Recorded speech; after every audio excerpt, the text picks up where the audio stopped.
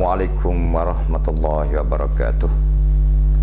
Innal hamdalillah nahmaduhu wa nasta'inuhu wa nastaghfiruh wa natubu ilaih wa nu'minu bihi wa natawakkalu alaih wa na'udzu billahi min syururi anfusina wa min sayyiati a'malina may yahdihillahu fala mudhillalah wa may yudlil fala hadiyalah. Qala Allah Ta'ala, a'udzu billahi minasyaitonir rajim. Ya ayyuhallazina amanu kutiba 'alaikumus shiyamu kama kutiba 'alal ladzina min qablikum la'allakum tattaqun. Alhamdulillah, kita berbanyak-banyak bersyukur dan berterima kasih kepada Allah Subhanahu wa taala yang Allah Subhanahu wa taala dengan limpah kurnia-Nya panjang umur kita, boleh hidup dalam bulan Ramadan. Kita pun berdoa dah dulu, Allahumma barik lana fi Rajab wa Sya'ban wa ballighna Ramadan wa sallimna Ramadan. Banyak dah kita berdoa, bercakap dah minta pada Allah Subhanahu wa taala, minta Allah bawa kita masuk boleh hidup dalam bulan Ramadan. Sampai hari ini kita boleh hidup dalam bulan Ramadan. Alhamdulillah. Bagi saya, manusia hidup di dunia ni, orang yang paling bernasib baik ialah orang yang boleh hidup pada bulan Ramadan. Tak ada lah nak lebih baik daripada orang yang boleh hidup pada bulan Ramadan. Kerana banding dengan orang yang ada pekat tinggi sekali hidup di dunia, nak banding dengan orang yang ada harta banyak sekali di dunia, dia untuk kita kata nasib baik dah lah, kita banyak pekat tinggi. Tapi nak banding dengan nasib baik boleh hidup dalam bulan Ramadan, nak banding dalih lebih daripada tu lagi. Kerana apa? Kerana bulan Ramadan Allah Subhanahu wa taala sedia kos satu bulan dalam setahun. Setahun ada 12 bulan. Satu bulan dalam 12 bulan dalam setahun ni, Allah Subhanahu wa taala untuk nak beki manusia, nak ubah manusia biar dia tu dosa habis, boleh pahala banyak, akhir dengan syurga. Ni bulan Ramadan. Jadi nak kata satu bengkel, satu musim 30 hari ataupun 29 hari, Tuhan buat program, Allah buat program untuk nak manusia tu berubah. Apabila manusia berubah tu, pahala boleh banyak, dosa diampunkan oleh Allah Subhanahu wa taala. Maka apabila orang pahala banyak, dosa habis, natijah dia syurga Allah Subhanahu wa taala. Tu sebab tu saya kata orang boleh hidup di atas dunia, di dalam bulan Ramadan, orang yang paling nasib baik. Kaum muslimin dan muslimat yang dikasihi dan dirahmati Allah Subhanahu wa taala sekalian, Ramadan bulan Al-Quran, Ramadan bulan maghfirah, bulan keampunan, Ramadan bulan rahmat, Ramadan bulan siyam, Ramadan bulan qiyam, Ramadan bulan i'tikaf, Ramadan bulan Lailatul Qadar, Ramadan bulan bergandanya pahala. Banyak boleh gelar ulama gelar, kerana ia besar-besar saja. Besar-besar saja benda yang berlaku dalam bulan Ramadan ni. Al-Quranul Karim, Syahrul Ramadan huwa syahrul Quran, bulan Ramadan ialah bulan Al-Quranul Karim. Kerana apa? Allah Subhanahu wa taala berfirman, a'udzubillahi minasyaitonir rajim, syahrul Ramadan allazi unzila fihi al-Quran hudan lin-nasi wa bayyinatin minal huda wal furqan. Bulan Ramadan ialah bulan yang diturunkan padanya Al-Quran sebagai hudan, petunjuk, wa bayyinatin minal huda, beri keterangan akan petunjuk, wal furqan, dan pembeda. Kaum muslimin dan muslimat yang dikasihi dan dirahmati Allah Subhanahu wa taala sekalian, saya dapati dalam hadis Nabi sallallahu alaihi wasallam, Nabi sallallahu alaihi wasallam menceritakan setiap kitab langit, setiap buah kitab yang Allah Subhanahu wa taala turunkan kepada para nabi dan para rasul, ialah pada bulan Ramadan. Dalam hadis itu Nabi kata suhuf Ibrahim turun pada awal bulan Ramadan. At-Taurat turun pada bulan Ramadan. Al-Injil turun pada bulan Ramadan. Al-Quran juga turun pada bulan Ramadan. Kalau kitab-kitab dulu tak kira suhuf Ibrahim, Az-Zabur, At-Taurat, Al-Injil dan kitab-kitab lain lagi, Allah Subhanahu wa taala turun kepada Nabi dengan satu jumlah. Dua sekaligus tokoh selalu dah. Adapun Al-Quranul Karim pada malam Lailatul Qadar di bulan Ramadan, Allah Subhanahu wa taala turun sekaligus dengan sejumlah wahidah, iaitu turun ke Baitul Izzah, langit dunia.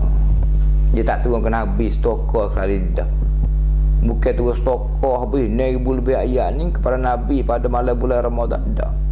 Dia turun pada malam Lailatul Qadar ataupun pada Lailah Mubarakah, satu jumlah, tapi turun hidup di Baitul Izzah ataupun hidup di langit dunia. Lepas tu dia kau turun kepada Nabi Muhammad SAW dengan perintah Allah. Malaikat Jibril dia buat turun sikit sekali dalam masa 13 tahun di Makkahul Mukarramah dan 10 tahun di Al-Madinatul Munawwarah. 23 tahun habis turun kepada Nabi SAW dengan cara beroceh. Tak apalah waktu sejarah. Kalau kita nonaknya Al-Quranul Karim dia turun pada bulan Ramadan. Kalau kita nak kata bahasa kampung kan, bulan Ramadan ni musim Quran. Musim Quran. Sebab itulah Nabi kita Muhammad SAW dia baca Quran pada bulan Ramadan lebih daripada dia baca pada bulan-bulan lain. Rasulullah SAW buat tadarus Al-Quranul Karim pada bulan Ramadan lebih banyak daripada dia buat tadarus Al-Quranul Karim pada bulan-bulan lain. Kerana Ramadan musim Quran. Tu musim Quran ni kena duduk Quran seorang bersusuk seperti kita musim deraya tu. Musim deraya dia kena ada lah deraya. Rumah kita bucu tu buat ada deraya. Lapan rumah letak sapah pun ada kulit deraya. Dapur pun ada putih deraya. Tu. Kalau dalam bubur letak ujung pun peluk deraya. Tu bersusuk dengan musim deraya. Ni musim deraya tak ada sabuk buah deraya. Buah deraya tak ada putih, tak ada makan dah. Orang kita bukan musim deraya lah. Jadi musim deraya apa ni musim Al-Quran Karim. Sebab itulah Rasulullah ajar kepada kita dah, sahabat-sahabat ajar kepada kita dah, asal usahalah buat bicara kepada kita dah, pakak baca Quran berlaku. Itu nombor satu mula-mula. Sahabat tu banyak baca Quran. Nabi tak tahu apa kali khatam pada bulan Ramadan. Baca sungguh-sungguh. Lepas tu tak cukup lagi dengan hanya membaca. Kerana baca Quran pahala boleh banyak dah. Pahala satu huruf 10 kali ganda. Kalau bulan Ramadan dia ganda sampai daripada 10 sampai ke 700. Kalau di bulan biasa kita baca Quran satu huruf boleh 10, pada bulan Ramadan Tuhan ganda sampai ke 700. Allahu Akbar. Baca banyak habis cakap dah pahala. Sebab tu nak menyesuaikan diri kita dengan musim Al-Quran pada bulan Ramadan ini, saya rasa paling kurang kita kena khatam bacaannya 2 kali ataupun 3 kali. Paling kurang dah tu. Paling kurang dengan sebab apa? Saya tak berbanding tak berbanding dengan orang pak kita ni. Kerana banding dengan pak kita ni 3 kali tu bukan paling kurang kan. Banyak benar lah 3 kali ni. Saya berbanding dengan hak Tuhan buat jadi contoh kepada kita. Allah Subhanahu wa taala bangkit Nabi Muhammad SAW buat menjadi contoh kepada kita. Nabi Islam semua tiru dia. Lepas tu Rasulullah tak apa kali khatam. Lepas tu sahabat-sahabat tak apa kali khatam pada bulan Ramadan. Nak banding dengan demo tu ke? Nak banding dengan Rasulullah, nak banding dengan sahabat-sahabat kita sikit benar khatam 3 kali ni. Tu. Sebab tu kalau kita banding dengan apa kita lagi ke, kita sekali khatam, demo lain tak langsung. Benda kita semua kita banding dengan demo lain. Kita banding orang tak baca kita banyak lah. Tapi banding dengan hak Tuhan suruh kita turut Nabi Muhammad SAW, kita amat jauh. 3 kali tu sikit benar-benar. Sebab itulah saya kata paling kurang 3 kali khatam. Kemudian selain daripada baca, oleh kerana Al-Quranul Karim ia bukan Allah Subhanahu wa taala turunkan kepada Nabi Muhammad sallallahu alaihi wasallam, lepas tu suruh pakai kita pakai baca, kau dah pandai baca, boleh pahala baca saja dah. Ia nak menjadi hudan. Ini tujuan. Tujuan Allah Subhanahu wa taala turunkan Al-Quran Karim yang mempunyai 1000 lebih ayat nak jadi hudan kepada manusia, hudan linnas, petunjuk bagi manusia. Gapo dia petunjuk? Kalau bahasa Melayu kita hudan pun kita kata petunjuk, kalau irsyad pun kata tunjuk. Tapi ia beza di antara hudan dengan irsyad. Saya lebih suka kata makna hudan ni bimbing, pembimbing. Sebagai bimbingan. Ia lebih dekat lagi. Beza dia balah ni. Kalau irsyad tunjuk. Kalau kita orang mari Malaysia, mari jalan. Orang tanya Pak Cik, jalan pergi Taning ke mana Dia tunjuk pergi kot tu, laka batang kereta api betul siapa Taning. Tu tunjuk. Kalau hudan ni Pak Cik, jalan pergi Taning malah ke mana pergi kot tu, mai pergi tangan. Naik kereta kali. Naik kereta mai kali lepas hari kau ni. Kan kiri. Betul. Ni Taning. Di antara dua saat ni tu, hak mana siapa cerak, hak mana belum tentu. Hak mula-mula belum tentu. Mula jadi gibong betul-betul bos siapanya 5 pah dakkan tepalah boleh jadi. Jangan Tuhan tak ada sekali, tak ada bimbing, tak tunjuk je. Tunjuk mula-mula ni. Tapi kalau hudan ni ibu bapa yang dikasihi sekalian, tak sesak cerak sebab dia pergi pah tangan naik kereta sekali harga. Ni. Jalan kot tu, harga betul, lekok situ, ahli situ siapa cerak. Ini dia selaku hudan. Jadi Al-Quran Karim merupakan hudan petunjuk kepada manusia nak suluh nampak cerak-cerak hak mana jalan syurga, hak mana jalan neraka. Sebab apa dia panggil hudan? Sebabnya dunia ni, manusia yang hidup di dunia ni hidup dalam gelap gulita. Gelap gelemak, tak tahu apa sekarang apa. Siapa Tuhan tak tahu.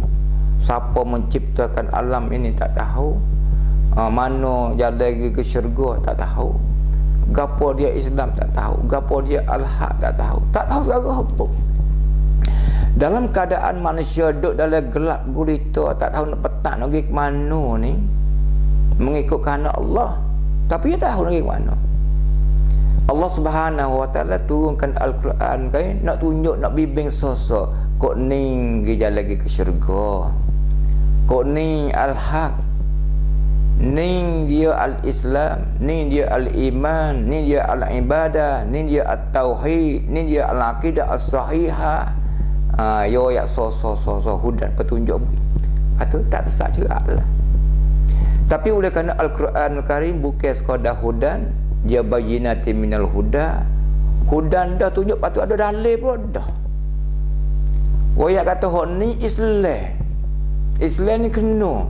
Yo dalil pula kata Islam ni kena 1 2 3 4 5. Tu di Quran, dalam Quran juga selaku dalil. Al-Haq, hok ni Al-Haq. Dalam Quran royak kata ni Al-Haq. Patut Quran juga jadi bayyinatin minal huda, mai hurai sosok, mai kenyataan, mai jadi hujah, mai dalil pula. Al-Haqnya ni dia dalil dari sosok. Lepas tu Al-Quran bukan sekadar hudan, bukan sekadar bayyinatin minal huda, bahkan dia selaku Al-Furqan. Kerana tak dunia ni ada gu belakang terhewak. Hitam putih. Lelaki perempuan. Syurga neraka. Al-Haq al-Batil. Islam kufur. Tauhid syirik. Jadi gu. Jadi hak Tuhan kena, hak Tuhan benci. Hak Tuhan suruh, Tuhan larang. Di sini manusia kan dia nak guna akal, dia nak mikir, nak beza di antara hak mana kena, mana tak kena, hak mana baik, hak mana jahat, hak mana Al-Haq, hak mana Al-Batil. Kalau sekadar dia nak guna otak dia nak membeza, tak kuasa. Tak kuasa juga. Marilah orang bijak secara mana pun boleh buat cerewak sekalipun dia nak beza tak boleh.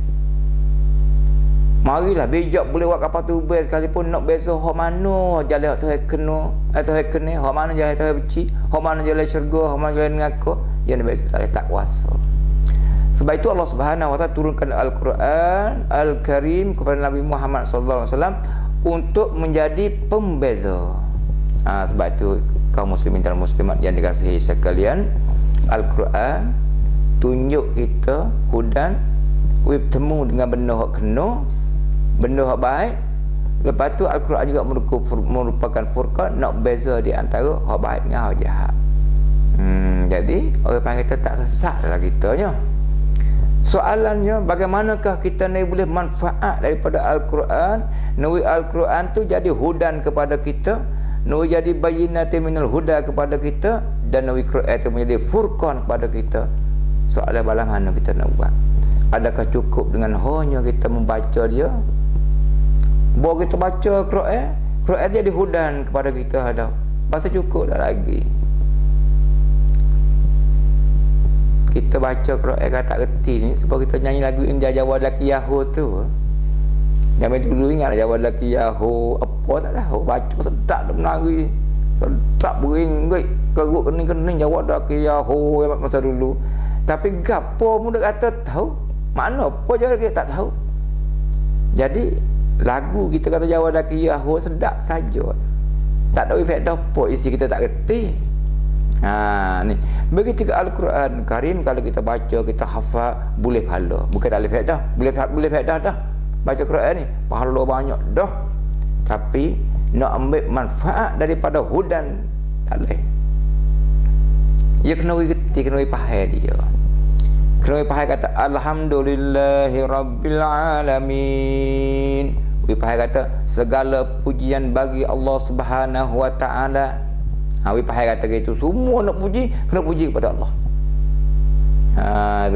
Ar-Rahmanir Rahim.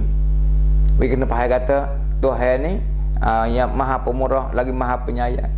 Maliki Yaumiddin. Wi kita faham kata Allah Subhanahu wa taala ni raja ataupun kerajaan pada hari kiamat nanti. Wi kita faham gitu. Wi faham lagi ihdinas siratal mustaqim. Ya Allah ya Tuhan kami, pimpinkanlah, tunjukkanlah kami ke jalan yang lurus.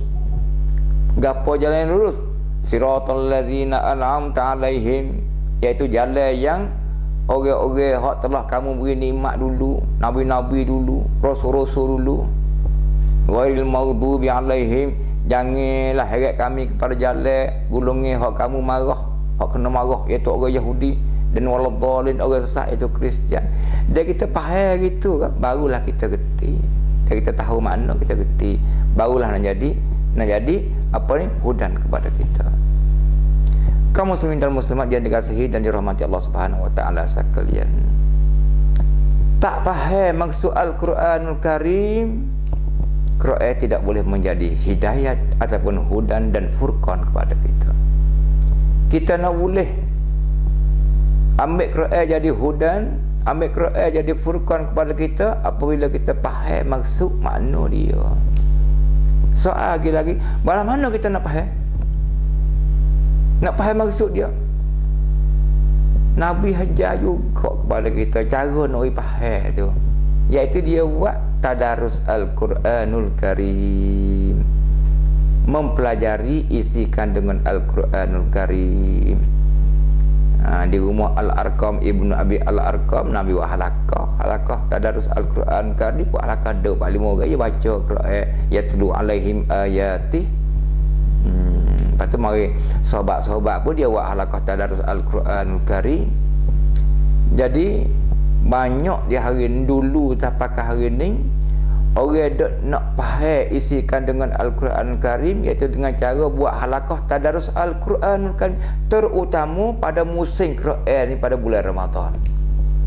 Kita tengok orang-orang Arab pun super, orang-orang Melayu kita pun super, ramai dah di hari ni sedar nak faham Quran, nak Quran jadi hudan kepada dia, nak Quran jadi furqan kepada dia. Dia mengadakan halakah tadarus Al-Quran Karim. Bagaimana halakah tadarus Al-Quran Karim? Kita pakat boleh 10 orang ke 20 orang ke, ikutlah 30 orang ke. Lepas tu cari orang panas orang. Cari orang pandai seorang. Lepas tu mari duduk keliling dalam masjid di rumah Allah Subhanahu Wa Taala. Lepas tu orang dia buat halaqah tadarus Al-Quran kan di rumah Allah Subhanahu Wa Taala. Allah Subhanahu Wa Taala mengutuskan malaikat bawa rahmat pula dah. Kemudian apabila duduk halaqah secara berhalaqah, di situlah orang pandai ni piping dia baca ya, dia orang ni baca boleh 3 ayat. Lepas tu suruh dia orang tu baca pula 3 ayat, dia gila. Orang boleh baca, orang tak boleh baca, dengar. Bukan semua tu boleh baca belaka. Ya ada orang kampung biasa tak baca, tak apa, ya duduk dia dengar dia baca. Baca Quran tu boleh pahala, dengar dia baca Quran pun boleh pahala. Lepas tu kalau tak kena, ya tegar. Ya jauh ku tajwid atik, bukan cara baca atik, makhraj atik. Tu. Lepas tu orang pandai mau kita sana, kita panggil sana, dia tak boleh tafsir. Kalau dia nak tafsir Quran tak ada ilmu, dia tu tak ada lagi nak tafsir Quran. Saya yakin kata orang tempat mu kita ni nak sampai ke martabat orang boleh tafsir Quran ni, tak ada lagi. Kalau ada pesorang 2 gitu lah, tak sampai. Ya kan apa? Orang nak sampai kepada martabat boleh tafsir Quranul Karim, dia kena tahu ilmu Arab, bahasa Arab lah, ilmu bayan, ilmu balaghah, apa semua banyak benar-benar. Ya kan apa? Bimbang takut dia pergi tafsir selera. Kena ngak orang kita dah kata tebal-tebal main Quran, lama sesak sungguh. Tak reti pun kita tafsir dah kena. Jangan tafsir, tak boleh tafsir. Tak ada, tak kuasa. Tapi kaum muslimin dan muslimat, hak kita ada buat halaqah tadarus Al-Quranul Karim, bukan kita mai tafsir Al-Quranul Karim. Kalau saya buat halaqah tadarus Al-Quranul Karim di rumah saya dah buat, bukan arti kata saya pada tafsir Quran. Kalau tok guru mana kita buat halaqah tadarus Al-Quranul Karim, bukan dia mari tafsir Quran, tak kena. Bukan tafsir Quran, bukan saya tafsir. Cuma saya pergi baca hak mufassir, hak ahli tafsir, mari dia tafsir dah. Ambil hak Ibnu Katsir tafsir, ambil hak Tabari tafsir, ambil hak Qurtubi tafsir, ambil hak siapa lagi? Hak Syaukani tafsir, ambil hak Abu Bakar Jabir Al-Jazairi tafsir, ambil hak dia mun tafsir, kita mai royak aja. Saya nak tafsir diri tak kuasa, ilmu saya tak sampai dekat tu. Dia kena faham, bimbang takut kita silap faham. No, ustaz ni ngaji tak ada amuan, no kami tafsir Quran dah. Bukan dia nak tafsir, dia nak baca orang tafsir dah. Saya rasa kalau kau dah nak faham hak Ibnu Katsir tafsir dah, nak faham hak Qurtubi tafsir dah, mai royak tu dua sekali padang ilmu kita tu. Tu. Tapi kalau kita tafsir dia alhamdulillahirabbil alamin, gapo maksud alhamdulillah? Naik tak boleh, tak kuasa, tak ada. Tapi boleh kita tengok Ibnu Katsir, Ibnu Katsir kata balah ni, tak payah lah. Jangan kita takut, jangan kita takut. Itulah dia. Jadi kita main baca Al-Quran sebanyak mungkin, main tadarus Al-Quran Karim, mudah-mudahan kita boleh pahala dengan kita membaca Al-Quran, dan kita boleh faham isi kandungan Al-Quran melalui cara kita buat halaqah tadarus Al-Quran Karim. Dan satu lagi kaum muslimin yang ingin saya setukan di sini, yaitu masalah sedekah. Sedekah ni Nabi orang tanya Rasulullah, gapo sedekah mana Rasulullah? Paling molek sekali ya Rasulullah. Ai sedekah afdal ya Rasulullah. Sedekah gapo paling molek sekali ya Rasulullah? Rasulullah kata sedekatun fi Ramadan. Sedekah pada bulan Ramadan adalah sedekah yang paling baik sekali. Allahu Akbar. Sebab itulah Nabi ni orang paling bersungguh benar dia, laju benar dalam dia, orang paling bersedekah pada bulan Ramadan. Sedekah sungguh-sungguh. Mari pula sahabat sedekah sungguh-sungguh. Mari asal pusara siapa hari ni orang-orang pahal sedekah sungguh-sungguh. Sebab apa? Sedekah pada bulan Ramadan pahala berganda. Kalaulah tak bulan Ramadan, duit kita sikit dah. Duit sikit, boleh sikit pahala. Tapi pada bulan Ramadan, duit banyak, duit sikit boleh banyak. Tu. Kemudian sedekah kita nawi pada orang yang berhajat. Di hari ini setahu saya orang yang paling berhajat kepada sedekah, kepada bantuan ialah kaum saudara kita Rohingya. Dia berhajat benar-benar kepada bantuan, berhajat benar-benar kepada sedekah Oleh itu pada bulan Ramadan ini saya bersuara diri saya sendiri dan kepada kaum muslimin dan muslimat sekalian, marilah kita keluar harta kita bersedekah, terutama kepada kaum Rohingya dan kepada lain-lain lagi. Lepas tu jangan kita lupa masalah etika. Etika tu bukan amalan baru, bukan amalan rengeh-rengeh, bukan amalan yang Nabi tak biasa tinggal. Jangan lupa Nabi ni hak tahatan menjadi contoh pada kita. Contoh manusia berjaya mengikut kehendak Allah suk dengan syurga Nabi Muhammad sallallahu alaihi wasallam. Kalau kita nak berjaya hidup di dunia dan berjaya hidup di akhirat, tirulah Nabi Muhammad sallallahu alaihi wasallam. Balah mana Nabi buat, balah mana hidup Rasulullah pada bulan Ramadan. Amalan ibadat Rasulullah pada bulan Ramadan balah mana? Ya puasa balah mana, ya buka puasa balah mana, ya makan sahur balah mana. Dia lepas tu dia qiyam Ramadan balah mana. Lepas tu dia iktikaf pada 10 akhir Ramadan, dia iktikaf balah mana, beribadat pada malam Lailatul Qadar balah mana. Semua tu merupakan contoh yang dicontohi oleh Rasulullah sallallahu alaihi wasallam kepada puak kita semua. Kena pakat tengok, kena pakat tiru dia. Itulah lebih kurangnya. Berarti kalau kita nak berjaya, kita tirulah, kita ikutlah Nabi Muhammad sallallahu alaihi wasallam. Iktikaf kita jangan lupa. Iktikaf ni tak ada apa kali. Sekadar berhenti kerja, hidup saja oleh masjid. Jadi iktikaf dah tu. Tapi kalau kita baca Quran, tadarus lagi, boleh pahala banyak lagi. Kalau kita tidur saja pun tak apa, dah masuk iktikaf dah. Berhenti motong kira hak le masjid. Kalau kita pasal kampung mudah-mudah. Jadi kau ngeh. Bukan kau berat dak lah iktikaf ni. Kalau kita tak iktikaf, kita pergi motong. Buat iktikaf kita buat je kerja motong berat tu, kira hak le masjid. Tu iktikaf. Kalau kita menego kuat akik para letih pada bulan Ramadan. Lepas tu kita berhenti menego katuk kedal 10 hari, kira hak le masjid. Tu iktikaf. Iktikaf ni berhenti daripada kerja buat, mari duduk dalam masjid. Lepas tu niat iktikaf kepada Allah Subhanahu Wa Taala. Lepas tu kalau kita nak buat lagi lebih daripada tu lagi, nak baca Quran ke, tadarus Al-Quran ke, nak berzikir ke, berselawat ke, tu lebih baik. Tapi kalau duduk saja niat saja iktikaf pun cukup dah, memadai dah dengan iktikaf.